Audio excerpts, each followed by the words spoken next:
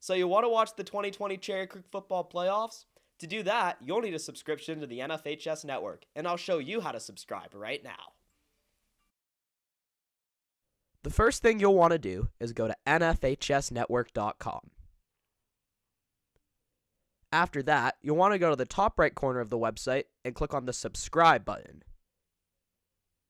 Now it's time to choose a pass. If you want to watch just the football playoffs, choose a monthly pass. If you want to watch the playoffs for all sports this year, choose an annual pass. Now it's time to create your account. You'll enter account information such as your name, email address, and you'll create a password.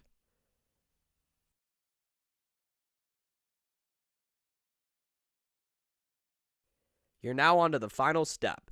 Enter your payment information, and you've got an account with the NFHS network.